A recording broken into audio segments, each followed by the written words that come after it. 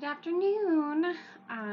We are on chapter 18, I believe, XVII, The Cool of the Evening. And yeah, we just met Uncle, who is that big, huge pig, and they're worried about him winning the fair. And yeah, so in the cool of the evening, when shadows darkened the fairgrounds, Templeton crept from the crate and looked around. Wilbur lay asleep in the straw. Charlotte was building a web. Templeton's keen nose detected many fine smells in the air. Sorry, someone just started mowing their yard. The rat was hungry and thirsty. He decided to go exploring. Without saying anything to anybody, he started off. "Bring me back a word," Charlotte called after him. "I shall be writing tonight for the last time." The rat mumbled something to himself and disappeared into the shadows. He did not like being treated like a message boy. After the heat of the day, the evening came as welcome relief to all. The Ferris wheel was lighted now, and it went round and round in the sky and seemed twice as high as by day. There were lights on the midday, and you could hear the cackle of the gambling machines and the music of the merry-go-round, and the voice of the man in the Beano booth calling numbers. The children felt refreshed after their nap. Fern met her friend Henry Fussy, and he invited her to ride with him in the Ferris wheel. He even bought a ticket for her, so it didn't cost her anything. When Mrs. Arrowby happened to look up into the starry sky and saw her little daughter sitting with Henry Fussy and going higher and higher into the air, and saw how happy Fern looked, she just shook her head. My, she said, "Henry Fussy, think of that."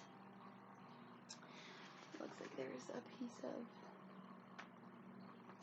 newspaper there. Templeton kept out of sight. In the tall grass behind the cattle barn, he found a folded newspaper. Inside it were leftovers from somebody's lunch: a deviled ham sandwich, a piece of cheese swish, part of a hard-boiled egg, and the core of a wormy apple. The rat crawled in and ate everything. Then he tore a word out of the paper, rolled it up, and started back to Wilbur's pen. Charlotte had her web almost finished when Templeton returned, carrying the newspaper clipping. She had left a space in the middle of the web. At this hour, no people were around the pig pen, so the rat and the spider and the pig were by themselves. "I hope you brought a good one," Charlotte said. "It is the last word I shall ever write."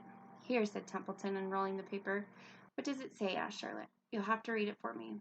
"It says humble," replied the rat. "Humble?" said Charlotte. "Humble has two meanings. It means not proud, and it means near the ground." "That's Wilbur all over. He's not proud, and he's near the ground." "Well, I hope you're satisfied," sneered the rat. "I'm not going to spend all my time fetching and carrying. I came to this far fair to enjoy myself, not to deliver papers." "You've been very helpful," Charlotte said. "Run along if you want to see more of the fair." The rat grinned. "I'm going to make a night of it," he said. The old sheep was right. This fair is a rat's paradise. What eating and what drinking, and everywhere good hiding and good hunting. Bye-bye, my humble Wilbur. Fare thee well, Charlotte, you old schemer. This will be a night to remember in a rat's life." He vanished into the shadows. Charlotte went back to her work. It was quite dark now. In the distance, fireworks began going off, rockets scattering fiery balls in the sky. By the time the Arabels and the Zuckermans and Livy returned from the grandstand, Charlotte had finished her web. The word humble was woven neatly in the center. Nobody noticed it in the darkness. Everyone was tired and happy. There's little Templeton, the little sneak. Fern and Avery climbed into the truck and lay down. They pulled the Indian blanket over them. Livy gave Wilbur a forkful of fresh straw. Mr. Arable patted him. "Time for us to go home," he said to the pig. "See you tomorrow." The grown-ups climbed slowly down in the truck, and Wilbur heard the engine start, and then heard the truck moving away in low speed. He wouldn't have felt lonely and homesick had Charlotte not been with him. He never felt lonely when she was near. In the distance, he could hear the music of the merry-go-round, and he was dropping off to sleep. He spoke to Charlotte. "Sing me that song again about the dung and the dark he baked." "Not tonight," she said in a low voice. "I'm too tired." Her voice didn't seem to come from her web. "Where are you?" asked Wilbur. "I can't see you. Are you on your web?" "I'm back here," she answered, "up in this back corner." "Why aren't you on your web?" asked Wilbur. "You almost never leave your web." "You left it tonight," she said. Wilbur closed her eyes. "Charlotte," he said, after a while, "do you really think Zuckerman will let me live and not kill me when the cold weather comes? Do you really think so?" "Of course," said Charlotte. "You are a famous pig, and you are a good pig. Tomorrow you will probably win a prize. The whole world will hear about you. Zuckerman will be proud and happy to own such a pig. You have nothing to fear, Wilbur, nothing to worry about. Maybe you'll live forever. Who knows? And now go to sleep." For a while there was no sound. Then Wilbur's voice. "What are you doing up here, Charlotte?" "Oh, making something," she said. "Making something as usual." "Is it something for me?" asked Wilbur. No, said Charlotte. It's something for me for a change. Please tell me what it is, begged Wilbur. I'll tell you in the morning, she said.